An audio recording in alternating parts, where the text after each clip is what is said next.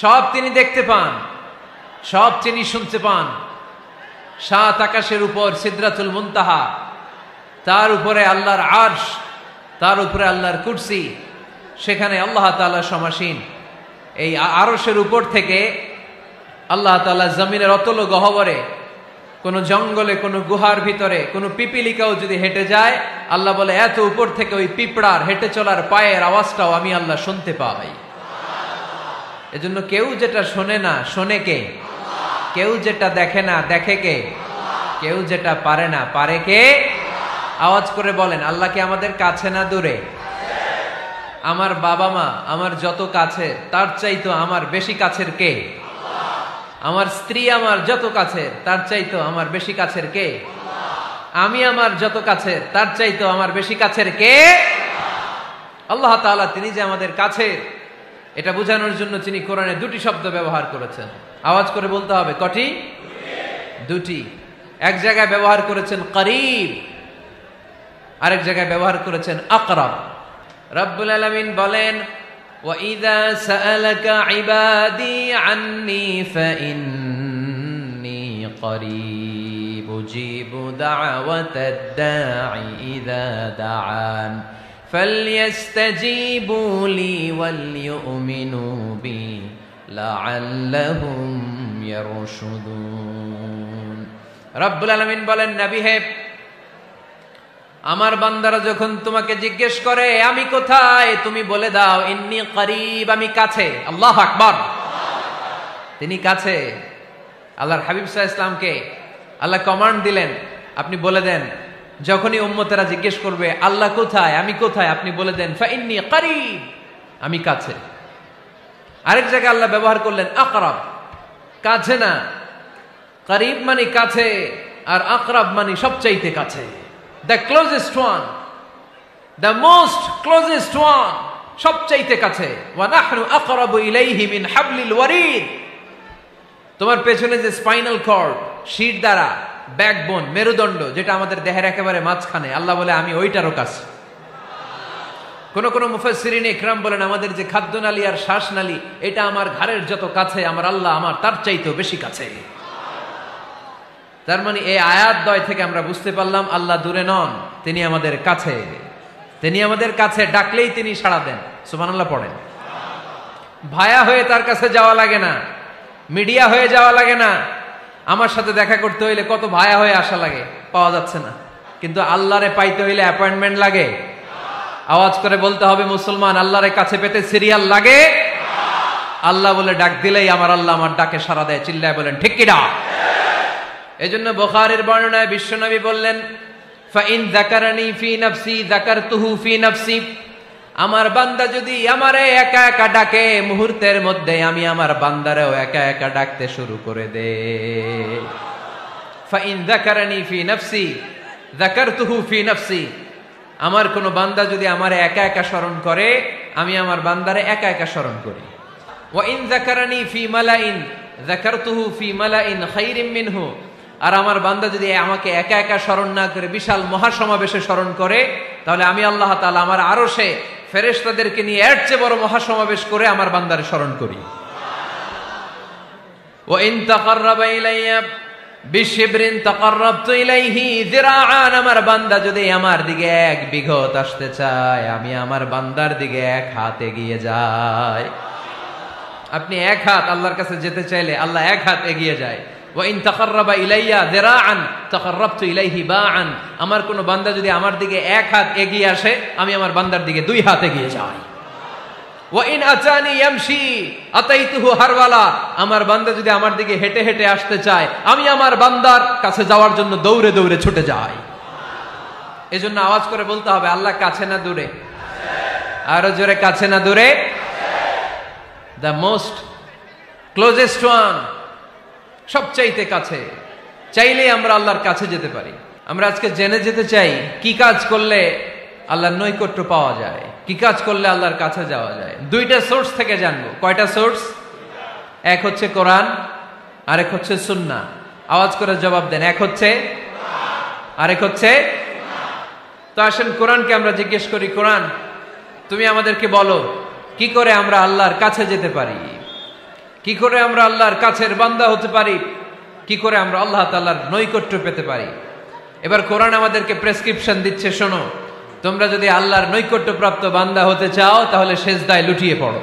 কোরআনের নির্দেশ হচ্ছে সেজদায় লুটিয়ে পড়ো, আল্লাহর নৈকট্য হাসিল করো। ওয়াসজুদ ওয়াক্তারিব, সূরা আলাকের শেষ আয়াতের শেষাংশে আল্লাহ আমাদেরকে শিখাইয়া দিচ্ছেন, আমার কাছে আসতে চাও, ওয়াসজুদ, সেজদায় লুটিয়ে পড়ো, ওয়াক্তারিব, আমার কাছে চলে আসো। সুবহানাল্লাহ পড়েন। বান্দা যখন সেজদায় লুটিয়ে পড়ে তখন বান্দা আল্লাহ তাআলার সবচেয়ে কাছে চলে যায়।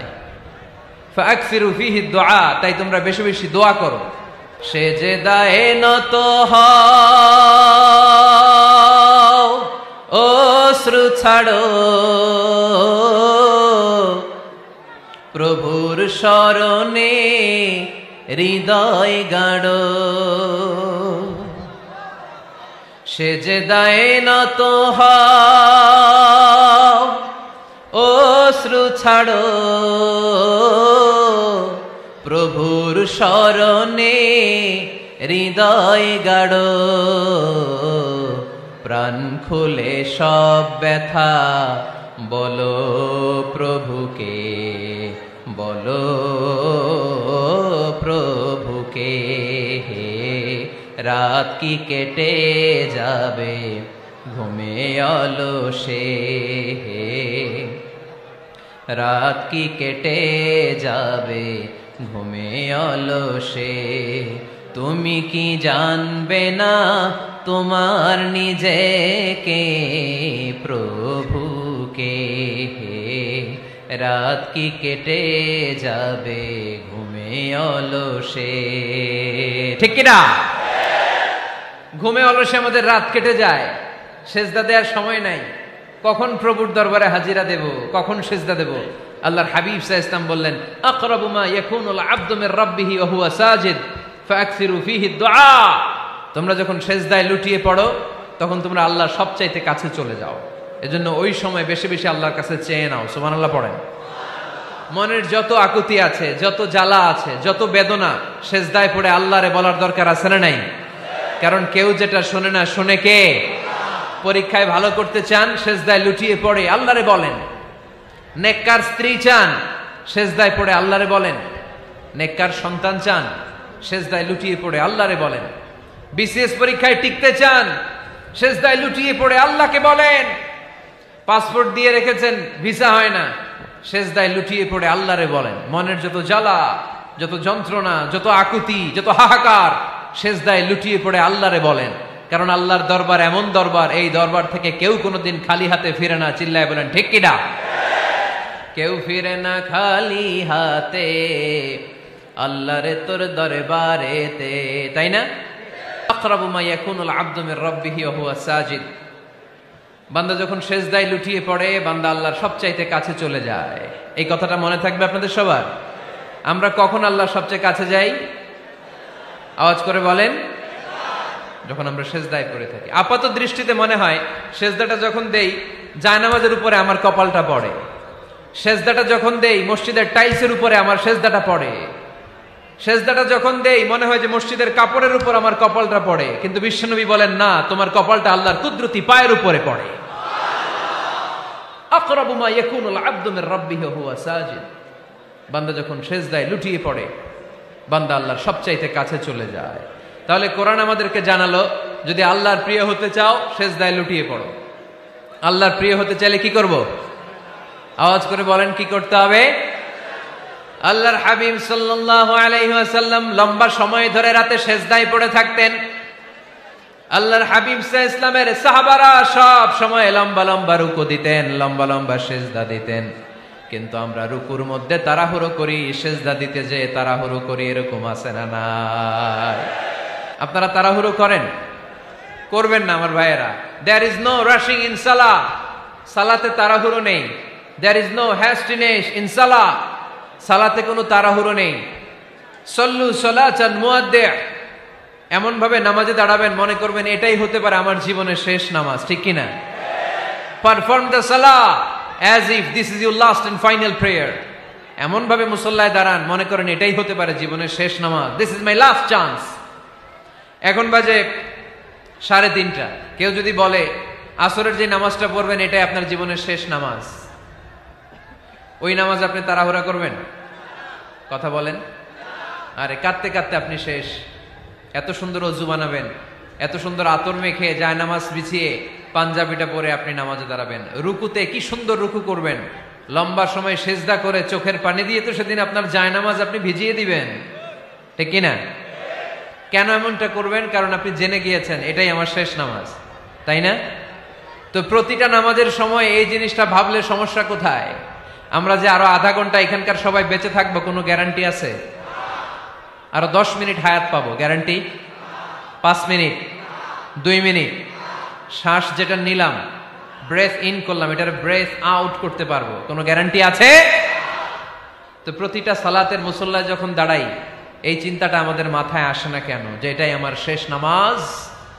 সল্লু সালাতান মুআদ্দিন। যখনই নামাজে আমরা দাঁড়াবো আমরা ভাববো হতে পারে এটাই আমার জীবনের শেষ নামাজ, এটাই জীবনের, ভাবা যাবে? আর লম্বা চূড়া রুকু করবেন, লম্বা সেজদা করবেন, রুকুতে পিঠটা সোজা রাখবেন। আল্লাহর হাবিব সাল্লাল্লাহু আলাইহি ওয়াসাল্লাম যখন রুকু করতেন পিঠটা থাকতো স্ট্রেট ফরওয়ার্ড, বাঁকাও না উঁচুও না, ওয়াকানা বাইনা যালিক। সাহাবারা বলতেন আল্লাহর হাবিব সাল্লাল্লাহু আলাইহি ওয়াসাল্লামের রুকুর পিঠের উপরে পানি ভর্তি কোনো গ্লাস রেখে দিলে গ্লাসটাও কাঁপবে না, পানিটাও পড়বে না। তার মানে বাঁকা ছিল পিঠ, তাই না? কি ছিল? সোজা। আবার আল্লাহর হাবিব সাল্লাল্লাহু আলাইহি ওয়াসাল্লাম বললেন সবচেয়ে বড় চোর যে নামাজে চুরি করে। সাহাবারা বললেন কাইফা ইয়াসরিকু ফিস সালাহ, নামাজে কেমনে চুরি করে? আল্লাহর হাবিব সাল্লাল্লাহু আলাইহি ওয়াসাল্লাম বললেন ইয়াসরিকু ফি রুকুইহি ওয়া সুজুদিহি, রুকু সেজদায় চুরি করে। এরকম নামাজ চোর আছে না নাই? রুকু থেকে সোজা হয়ে দাঁড়িয়ে কয়েক সেকেন্ড আপনি রিল্যাক্স করবেন। প্রথম সেজদা দিয়ে আপনি সোজা হয়ে বসে কয়েক সেকেন্ড রিল্যাক্স করবেন। কি করবেন? রিল্যাক্স। আওয়াজ করে পড়েন সবাই, রিল্যাক্স। নামাজে তাড়াহুড়ো নাই, সালাত হচ্ছে মেডিটেশন, রিল্যাক্স। এক সেজদা দিয়ে বসে আপনি রিল্যাক্স করবেন ধীরস্থির ভাবে, এরপরে দ্বিতীয় সেজদায় যাবেন। অনেকে সেজদা প্রথমটা দিয়ে কোন রকম মাথাটা তুইলেই আবার সেজদায় দৌড় মারে, আছে না নাই? রুকু থেকে স্ট্রেট ফরওয়ার্ড দাঁড়ানোর কথা, দাঁড়িয়ে 1-2 সেকেন্ড রিল্যাক্স করার কথা, ওইটা না করে রুকু থেকে কোন রকম মাথা তুলেই আবার সেজদায় দৌড় মারে, এরকম ডাকাত আছে না নাই? এরাই সালাত চোর। আমরা যেন নামাজ চোরের খাতায় নিজেদের নাম না চলি, আমরা যেন বেশি বেশি আল্লাহর সেজদা দেই। আল্লাহর হাবিব সাল্লাল্লাহু আলাইহি ওয়াসাল্লাম সব সময় লম্বা লম্বা সেজদায় পড়ে থাকতেন। আল্লাহর নবীর সাহাবারা সব সময় লম্বা লম্বা সেজদায় পড়ে থাকতেন। আল্লাহ বলেন তারাহুম রুকআন সুজদা। আপনি দেখবেন আল্লাহর নবীর সাহাবারা আবু বকর, ওমর, উসমান, আলী রাদিয়াল্লাহু তাআলা আনহুম আজমাইন, তাদের স্বভাব ছিল বিপদে পড়লেই লম্বা লম্বা সেজদায় পড়ে যেতেন। এক সাহাবী এসে বললেন ইয়া রাসূলুল্লাহ আল্লিমনি আমালান ইযা আমিলতুহু ইউদখিলুনিল জান্নাহ, আপনি আমারে এমন একটা আমল শিখায় দেন যে আমল করলে আল্লাহ আমারে জান্নাতে ঢুকায় দিবে। আল্লাহর হাবিব সাল্লাল্লাহু আলাইহি ওয়াসাল্লাম বললেন আলাইকা বিকাসরাতিস সুজুদ, তোমার উচিত বেশি বেশি আল্লাহর জন্য সেজদায় লুটিয়ে পড়া। বেশি বেশি সেজদায় লুটিয়ে পড়লে ওই সেজদাকারীর জন্য জান্নাতকে ওয়াজিব করে দেয় কে? কিয়ামতের ময়দানে আল্লাহ বলবেন ও আমার বান্দারা আমারে সেজদা দিয়ে দেখা, কারা কারা দুনিয়াতে সেজদা দিয়েছিলি, আজকে এই কিয়ামতের ময়দানে আমারে সেজদা দিয়ে দেখা। আমরা যারা দুনিয়ার বুকে সেজদা দিয়েছি আমরা আল্লাহু আকবার বলে সেজদায় লুটিয়ে পড়ব, আলহামদুলিল্লাহ পড়েন। আর যারা দুনিয়ার বুকে সেজদা দেয় নাই, মসজিদে যায় নাই, সেজদাকারীদের সাথে আন্দোলন করে নাই, তারা সেদিন অনেক চেষ্টা করেও তাদের পিঠটারে বাঁকা করতে পারবে না। তাদের পিঠটারে সেই দিন লোহার মতো শক্ত করে দিবে কে? يوم يكشف عن ساق ويدعون إلى السجود فلا يستطيعون।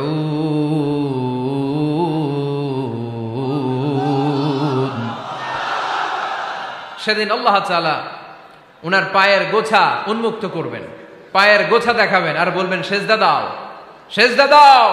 কারা দুনিয়াতে সেজদা দিয়েছো এখনই টের পাওয়া যাবে। আমরা আল্লাহু আকবার বলে সেজদায় লুটিয়ে পড়বো, কিন্তু যারা দুনিয়ায় সেজদা দেয় নাই এরা অনেক চেষ্টা করো পিঠটারে বাঁকাই করতে পারবে না, সেজদা তো দূরের কথা, এদের পিঠটারে লোহার রডের মতো শক্ত করে দিবে কে? এই দুনিয়াতে আমরা খালি চোখে যা দেখি সব কিছু সেজদা করে কারে? সূরা আর-রহমানে আল্লাহ বললেন ওয়ান নাজমু ওয়াশ-শাজারু ইয়াসজুদান, আকাশের তারকারাজি আর জমিনের বৃক্ষরাজি সবকিছু সেজদা দেয় একজন রে, তিনি কে? আকাশের তারাগুলো সেজদা দেয় কারে? এই গাছপালাগুলো সেজদা দেয় কারে? দেখছেন কোনদিন? দেখেন নাই? ওই চোখ আমাদের নাই, তাই আমরা দেখি না। এই পৃথিবীর সবকিছু জিকির করে আল্লাহ, কিন্তু ওই কান আমাদের নাই, এজন্য আমাদের কান দিয়ে আমরা শুনি না। রব্বুল আলামিন বলেন ওয়া ইম মিন শাইইন ইল্লা ইউসাব্বিহু বিহামদিহি ওয়ালাকিন লা তাফকাহুনা তাসবিহাহুম। নবমণ্ডল ভূমণ্ডল যেখানেই যেটা থাকে না সবকিছু জিকির করে কার? এই যে আকাশের পাখিগুলো উড়ে বেড়ায়, পাখিগুলো জিকির করে কার?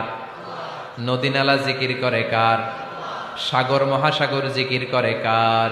পাখিরা যায় উড়ে যায় আকাশের ওই নীলিমায়, নদীরা যায় ছুটে যায় সাগরের ওই মোহনায়। পাখ পাখালি আর সাগর নদী, পাখ পাখালি আর সাগর নদী কার গুণগান গায়?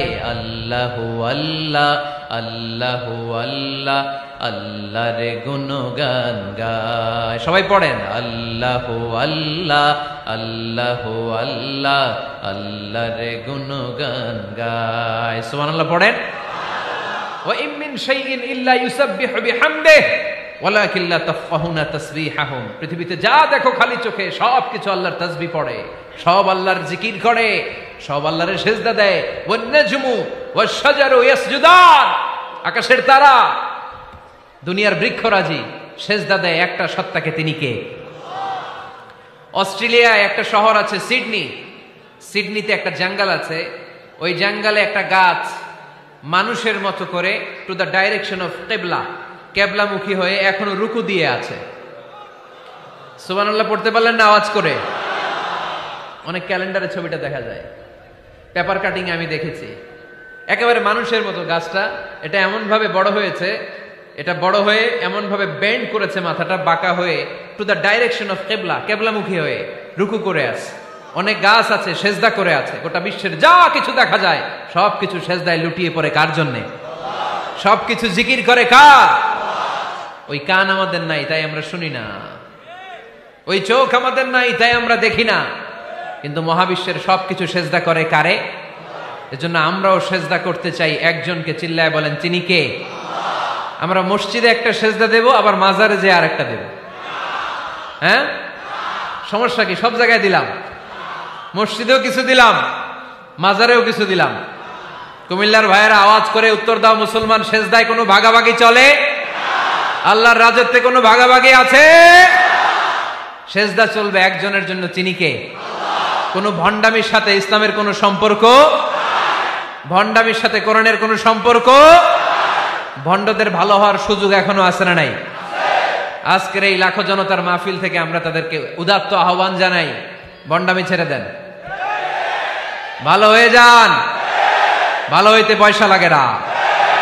দোদেল বান্দা কালমা চোর, না পায় শ্মশান না পায় ঘোর, দিন থাকিতে আয়রে পথে ছাইড়া দে ভণ্ডামি, ভণ্ডামি ভণ্ডামি ভণ্ডামি, ছাইড়া দে ভণ্ডামি। ঠিক কিনা? নামাজ কালাম পড়ে না, ইবলিশ শয়তানের নানা। এরকম আছে? নামাজ টামাজ নাই, লাল শালু গায়ে দেয়া, গোসল করে না, মাথার চুল দাড়িতে জট পাকানো, বছরে গোসল করে একবার, বছরের একবার ওই গোসলের পানি মুরিদরা খাইয়া সব শেষ। এরকম আছে না নাই? এই অপরিচ্ছন্নতার সাথে, এই নোংরামির সাথে, এই মেন্টালি ডিসঅর্ডারের সাথে পরিচ্ছন্ন ইসলামের কোন সম্পর্ক আছে? নামাজ কালাম পড়ে না, ইবলিশ শয়তানের নানা, ধর্মের একখান খুঁটি ধইরা কয়দিন করবা হয়রানি, ভণ্ডামি ভণ্ডামি ভণ্ডামি, ছাইড়া দে ভণ্ডামি। ঠিক কিনা? দোদেল বান্দা কালমা চোর, না পায় শ্মশান না পায় ঘোর, দিন থাকিতে আইরে পথে ছাইড়া দে ভণ্ডামি ভণ্ডামি ভণ্ডামি ভণ্ডামি, ছাইড়া দে ভণ্ডামি। আওয়াজ তুলে বলেন ঠিক কিনা? কোন ভণ্ডামির সাথে আমাদের সম্পর্ক আছে? এই কপালটারে সৃষ্টি করেছে কে? আমার দেহটারে তৈরি করেছে কে? আমার এই কপাল দিয়ে সেজদা পাওয়ার উপযুক্ত একটাই সত্তা, চিল্লায় বলো মুসলমান, তিনি কে? মনে থাকবে? আল্লাহ ছাড়া অন্য জায়গায় সেজদা দিবেন? মাজারে সেজদা দিবেন? বাজারে সেজদা দিবেন? সেজদা দিবেন কারে? সেজদা দিলেই লাভ, সেজদা দিলেই। তাহলে কোরআন আমাদেরকে শেখালো ওয়াসজুদ ওয়াক্তারিব, prostrate and be closer to me। তোমরা না আল্লাহর কাছে যেতে চাও? তোমরা না আল্লাহর নৈকট্য প্রাপ্ত বান্দা হতে চাও? তোমরা না আল্লাহর কাছের মাহবুব পেয়ারা বান্দা হতে চাও? তাহলে সেজদায় লুটিয়ে পড়ো, সেজদায় লুটিয়ে পড়ো, আল্লাহ তাআলা তোমাদেরকে কাছে টেনে নেবে। আওয়াজ তুলে বলেন ঠিক কিনা? মুসা আলাইহিস সালাম ফেরাউনের সামনে যেয়ে দাঁড়ালেন। ফেরাউনের জাদুকররা বিশাল বড় বড় বাঘ বানালো, সিংহ বানালো, সাপ বানালো। মুসা আলাইহিস সালাম দেখে ভড়কে গেলেন, ভয় পেয়ে গেলেন। আল্লাহ বললেন, মুসা ভয় নাই, তোমার লাঠিটা খালি ফেলো। কি ফেলো? মুসা আলাইহিস সালামকে একটা লাঠি দিছে কে? লাঠি ফেলার সাথে সাথে মুহূর্তের মধ্যে হাইয়াতান তাসআ, বিশাল এক অজগর সাপ। এই বিশাল অজগর সাপ ফেরাউনের জাদুকরদের বানানো সব ভাগ, ভাল্লুক, সিংহ আর সাপগুলো রেখে বিশাল ফানা ধরে আছে। আর সাপ বলতে শুরু করেছে, আর কি আছে নিয়ে আয়। সুবহানাল্লাহ কইতে পারলেন না? এই দৃশ্য দেখার সাথে সাথে ফেরাউনের রাজপ্রাসাদের সামনে যতগুলো জাদুকর ছিল, কোরআন বলে ফাউলকিয়াস সাহারাতু সাজিদিন। এই দৃশ্য দেখা মাত্রই ফেরাউনের নিয়ে আসা বড় বড় জাদুকরগুলো মুসা আলাইহিস সালামের সামনে দাঁড়িয়ে আল্লাহর জন্য সেজদায় লুটিয়ে পড়েছে। ফাউলকিয়াস সাহারাতু সাজিদিন, সেজদায় লুটিয়ে পড়ে ঘোষণা দিল, আমি ফেরাউনরে মানি না, আমি কোন নাস্তিককে মানি না, আমি মুসার রব, হারুনের রব, বনি ইসরাইলের রব, আল্লাহর জন্য সেজদায় লুটিয়ে পড়লাম। চিল্লায় পড়েন আল্লাহু আকবার। মুহূর্তেই এক সেজদার কারণে তাদের নসিবে হেদায়েত দিয়ে দিয়েছে কে? পৃথিবীর কেউ কাউরে হেদায়েত দিতে পারে? অনেক বাবা ছিল নবী, ছেলের কপালে হেদায়েত নাই, আছে না নাই? অনেক ছেলে ছিল নবী, বাবার কপালে হেদায়েত নাই, আছে না নাই? হেদায়েত দেওয়ার মালিক একজন, চিল্লায় বলেন তিনি কে?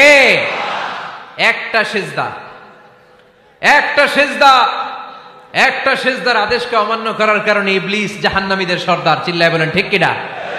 ওয়াইদ কুলনা লিল মালাইকাতি ইসজুদু লিআদম ফাসাজাদু ইল্লা ইবলিস আবা ওয়াস্তাকবারা ওয়া কানা মিনাল কাফিরিন।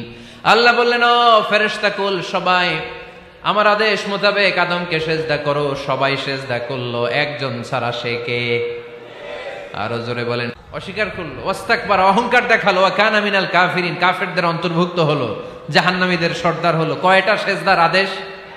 আওয়াজ করে বলেন, কয়টা সেজদার আদেশ অমান্য করছে? সেজদা কয়টা দেয় নাই? আপনি দেন নাই কয়টা? হ্যাঁ, আমরা দেই নাই কয়টা? এক সেজদা না দিয়া জাহান্নামীদের লিডার। আমরা সেজদা মিস করছি কয়টা? কয়টা? মুসলমান সেজদায় লুটিয়ে পড়তে হবে একজনের খুশির জন্য, তিনি কে? তাহলে কোরআনকে যে প্রশ্ন করেছি, কোরআন সব উত্তর দিয়ে ফেললো। কোরআন আমাদেরকে জানিয়ে দিল, তোমরা সবাই আল্লাহর নৈকট্যপ্রাপ্ত বান্দা হতে চাও, আল্লাহর কাছের বান্দা হতে চাও, তাহলে ওয়াসজুদ কি করো? সবাই বলে নাই, আওয়াজ করে বলো মুসলমান, ওয়াসজুদ মানে কি? সেজদা করো। সেজদা করলেই আল্লাহর কাছে যাওয়া যায়।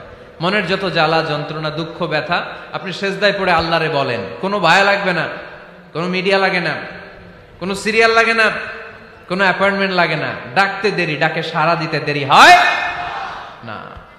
তাহলে কোরআনের আলোকে আজকে আমরা জেনে গেলাম আল্লাহর কাছে যেতে হলে সেজদায় লুটিয়ে পড়তে হয়। সুন্নাহকে যদি আমরা জিজ্ঞেস করি, বিশ্বনবী রেখে যাওয়া সুন্নাতে যদি আমরা একটু তালাশ করি, একটু স্ক্যানিং করি, একটু চোখ গোলাই, তাহলে সুন্নাহ আমাদেরকে বলে বেশি বেশি নফল ইবাদত করো আর আল্লাহর নৈকট্য হাসিল করো। নফল ইবাদত, আওয়াজ করে বলতে হবে। সুন্নাহ কি বলে? বুখারীর বর্ণনা, আল্লাহর হাবিব সাল্লাল্লাহু আলাইহি ওয়াসাল্লাম বলেন, মা ইয়াজালু আবদি ইয়াতাকাররাবু ইলাইয়া বিন-নওয়াফিল, বান্দা যত বেশি নফল ইবাদত করতে থাকে, করতে করতে করতে করতে বান্দা আমার কাছের নৈকট্য প্রাপ্ত বান্দা হয়ে যায়। হাত্তা উহিব্বাহু, এরপর আমি আমার বান্দারে এত ভালোবাসি, কুনতু সামআহুল্লাযী ইয়াসমাউ বিহি, বান্দা যখন শুনে সে তার নিজের কান দিয়ে শুনে না, আমি আল্লাহর কানে শুনে। কুনতু বাসারাহুল্লাযী ইউবসিরু বিহি, বান্দা যখন দেখে নিজের চোখে দেখে না, আমি আল্লাহর চোখে দেখে। ওয়ায়াদাহুল্লাতী ইয়াবতিশু বিহা, বান্দা যখন কিছু ধরে বান্দার হাতে ধরে না, আমি আল্লাহর হাতে ধরে। ওয়ারিজলাহুল্লাতী ইয়ামশি বিহা, বান্দা যখন হেঁটে যায় ওর নিজের পায়ে হাঁটে না, কেমন যেন আমি আল্লাহর পায়ে হাঁটে। আওয়াজ করে বলতে হবে আল্লাহু আকবার। মানে আল্লাহ বুঝাতে চাইলেন আমি তখন তার কান হয়ে যাই, আমি তখন তার চোখ হয়ে যাই, আমি তখন তার হাত হয়ে যাই, আমি তখন তার পা হয়ে যাই, আমার আর তার মাঝে আর কোনো ফারাক থাকে না, সে আমার একেবারে নিকটে চলে আসে। আওয়াজ করে পড়েন সুবহানাল্লাহ। এজন্য বিশ্বনবী সাল্লাল্লাহু আলাইহি ওয়াসাল্লাম বদরের প্রান্তরে তলোয়ার নাই, ঘোড়া নাই, ওট নাই, সৈন্য সামন্ত নাই, না খেয়ে হাড্ডি সারা ৩১৩ জন মুসলমানকে নিয়ে আল্লাহর উপর ভরসা করে বদরের প্রান্তরে দাঁড়ালেন। আর ওইদিকে কাফেরদের সৈন্যবাহিনী ছিল ১,০০০। কয় হাজার? মুসলমান কয়জন? মাত্র ৩১৩ জন। ওদের কাছে অস্ত্র শস্ত্রে সজ্জিত সেনাবাহিনী, বিশ্বনবীর ৩১৩ জনের কাছে তলোয়ার নাই, ঘোড়া নাই, কিচ্ছু নাই। বিশ্বনবী আল্লাহর উপর ভরসা করে এক মুষ্টি বালি নিয়ে ওয়াশাহাতিল ওযু, কাফেরদের চোখগুলো ধ্বংস হোক বলে তিনি বালুগুলো ছড়িয়ে দিলেন। মুহূর্তের মধ্যে ১,০০০ সৈন্যবাহিনীর কাফের সৈনিকদের চোখের মধ্যে ধূলিকণা পৌঁছে দিল কে?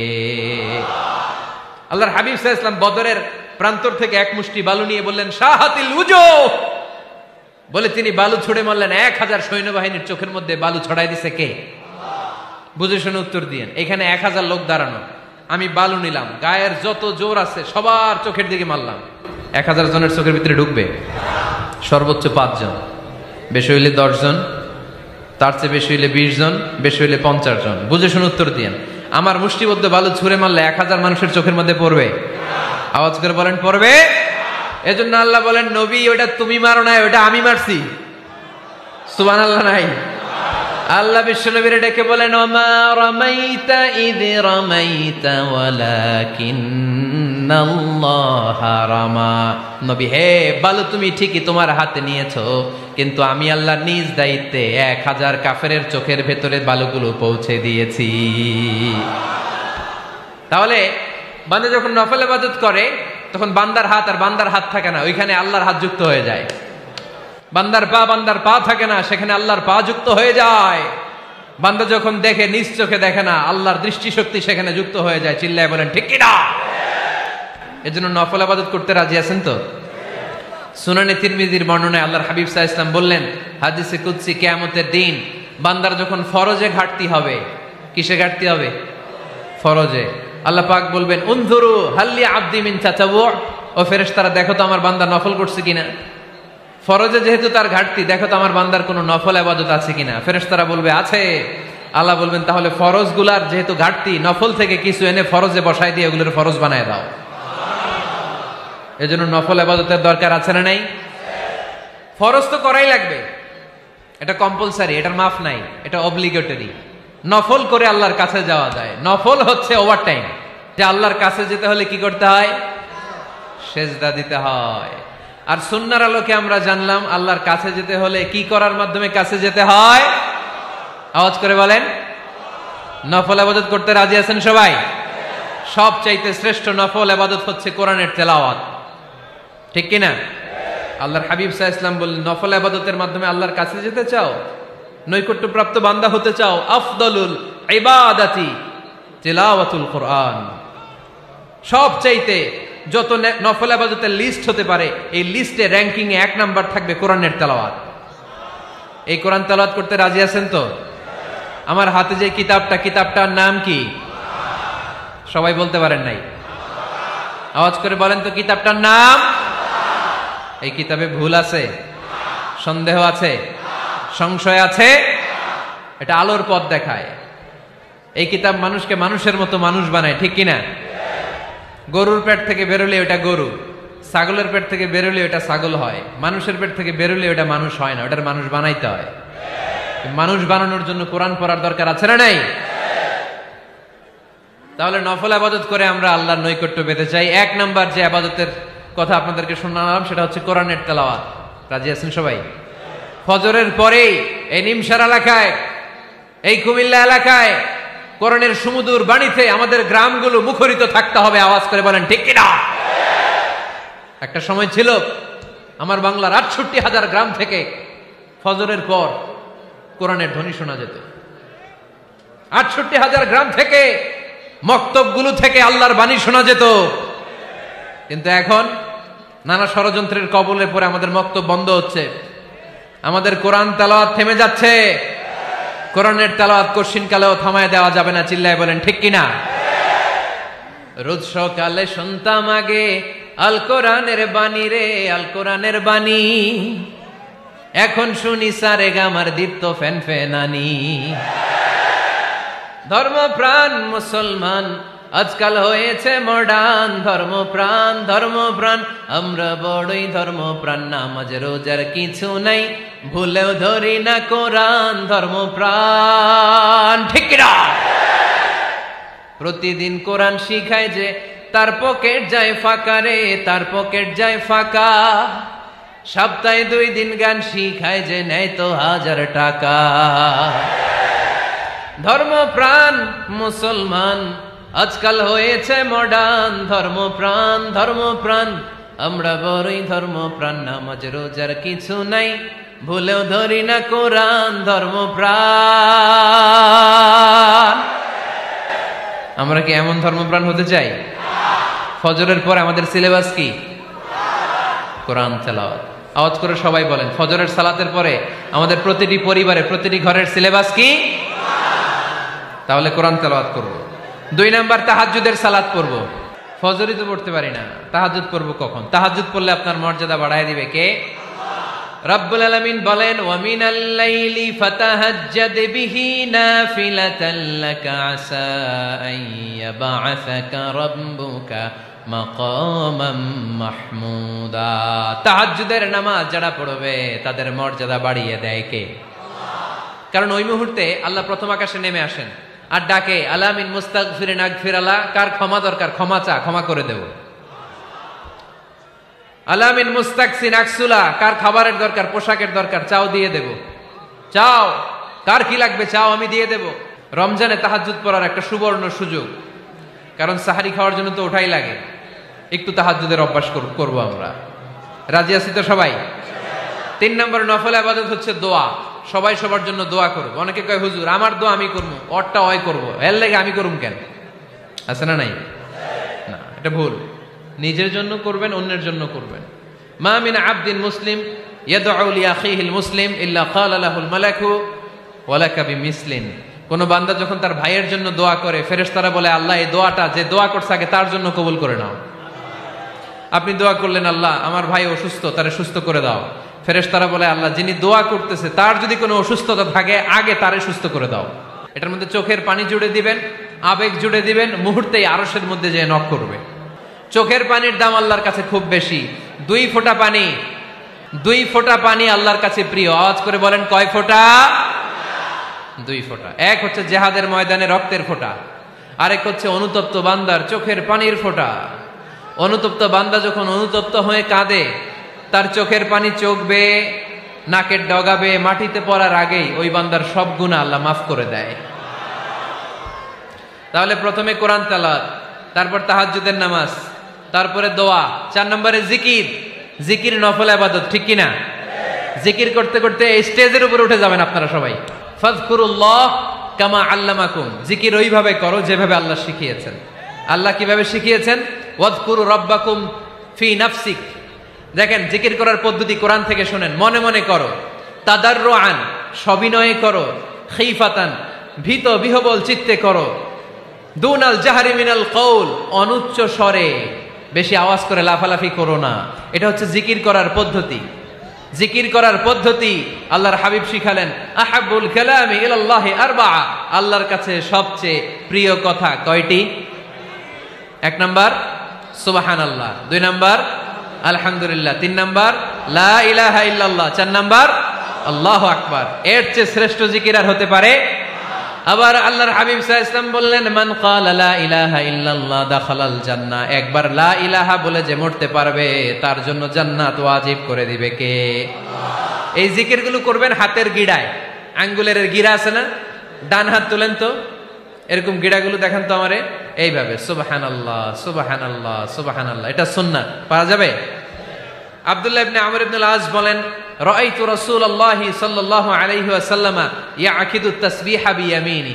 আমি নিজ চোখে আল্লাহ রাসূল সাল্লাল্লাহু আলাইহি ওয়াসাল্লামকে ডান হাতের গিড়াতে এরকম তাসবিহ পড়তে দেখেছি।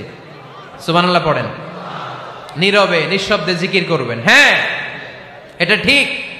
তালিমের জন্য একটু আওয়াজ করে প্রয়োজনে মাঝে মাঝে জিকির করা যায়, যেমন এইভাবে পড়েন, সুবহানাল্লাহ আলহামদুলিল্লাহ লা ইলাহা ইল্লাল্লাহ সুবহানাল্লাহ লা ইলাহা ইল্লাল্লাহ মুহাম্মাদুর রাসূলুল্লাহ সাল্লাল্লাহু আলাইহি ওয়াসাল্লাম। এই যে আপনাদেরকে এখন আমি তালিম দিলাম, এই তালিমের উদ্দেশ্যে সুন্দরভাবে অল্প আওয়াজে জিকির করা যায়, কিন্তু চিৎকার চেঁচামেচি করে, আমার দিকে তাকান, এদিকে তাকান, চিৎকার চেঁচামেচি করে লাফালাফি করে জিকির করা যাবে? জিকির করতে করতে প্যান্ডেলের বাঁশের মাথায় ওঠা যাবে? যিনি জিকির পরিচালনা করতেছেন ওনার ঘাড়ে ওঠা যাবে? যাবে? আল্লাহর হাবিব সাল্লাল্লাহু আলাইহি ওয়াসাল্লাম জিকির করতেছেন, আবু বকর ওমরে ফারুক বসা, আবু বকর রাদিয়াল্লাহু জিকির করতে করতে আল্লাহ রাসূলের ঘাড়ে। হাদিসে আছে না এগুলা? কথা কয় না। আল্লাহর হাবিব সাল্লাল্লাহু আলাইহি ওয়াসাল্লাম তাসবিহ পড়তেছেন, ওমরে ফারুক জিকির করতে করতে ইশকের ঠেলায় আল্লাহর নবীর কান্দে। গোটা বিশ্বের কোন হাদিসের কিতাবে এই পন্থায় জিকির দেখানো যাবে? কোরআনের কথা শুনেন, ফাযকুরুল্লাহ কামা আল্লামাকুম, ওইভাবে আল্লাহর জিকির করো যেমন করে আল্লাহ তোমাদের শিখিয়েছেন। কোন হাদিস দেখাতে পারবেন যে আবু বকর রাদিয়াল্লাহু তাআলা আনহু জিকির করতে করতে, আরব দেশে সৌদিতে ছিল খেজুর গাছ, জিকির করতে করতে খেজুর গাছের আগায়, ওমরে ফারুক খেজুর গাছের আগায়, এগুলো পেলেন কোথায়? কেন এগুলো করেন? আল্লাহর হাবিব সাল্লাল্লাহু আলাইহি ওয়াসাল্লাম না, আল্লাহর হাবিব সাল্লাল্লাহু আলাইহি ওয়াসাল্লাম যেভাবে জিকির শিখিয়েছেন আমরা ওইভাবে করব। বরকত দিবে কে? 5 নাম্বার নফল ইবাদত, দান খয়রাত করব। রাজি আছেন? গোপন দান, গোপন দান আল্লাহর রাগ কমায় দেয়। কোন কারণে আমার রব যদি আমার উপর রেগে থাকে, আমি গোপন দান করলে ওই রাগটা মুহূর্তে ঠান্ডা হয়ে যায়। আল্লাকা সিররুন ইনদাল্লাহ বাইনাকা আনতা ওয়া বাইনাল্লাহ, আল্লাকা সাদাকাতুন তাখফা লা ইয়ালামুহা ইল্লাল্লাহ, আল্লাকা সিররুন ইনদাল্লাহ বাইনাকা আনতা ওয়া বাইনাল্লাহ, আল্লাকা সাদাকাতুন তাখফা লা ইয়ালামুহা ইল্লাল্লাহ। সুবহানাল্লাহ পড়েন। তোমার আর তোমার রবের এমন কোন গোপন বিষয় আছে নাকি যেটা তুমি আর তোমার রব ছাড়া কেউ জানে না? তুমি জীবনে এরকম গোপন দান করছো নাকি যেটা আল্লাহ ছাড়া কেউ দেখেনি? ওই দানটা আল্লাহ পছন্দ করে। সর্বশেষ কথা বলি, শেষ কথা, মানুষকে খাওয়াবেন। মানুষকে কি করবেন? খাওয়ানোর চেয়ে ভালো নফল ইবাদত আছে? কি করবেন? খাইবেন। কি করবেন? খাওয়াতে রাজি আছেন তো? কিয়ামতের দিন আল্লাহ তাআলা বলবে, এই বনি আদম, আমি তোমার কাছে খাবার চাইছিলাম, তুমি আমারে খাবার দাও নাই। বনি আদম বলবে, আল্লাহ আপনি যদি খাবার চাইতেন খাবারের বস্তা নিয়ে যাইতাম। আল্লাহ তাআলা বলবেন, এই যে না খেয়ে থাকা পথ শিশুগুলো, শীতের রাতে শুয়ে থাকা না খেয়ে থাকা শিশুগুলো খাবার চেয়েছিল, তুমি খাবার দাও নাই, ওদেরকে খাওয়ালেই আমি আল্লাহকে খাওয়ানো হয়ে যেত। এজন্য মানুষকে খাওয়াবেন। রাজি আছেন তো?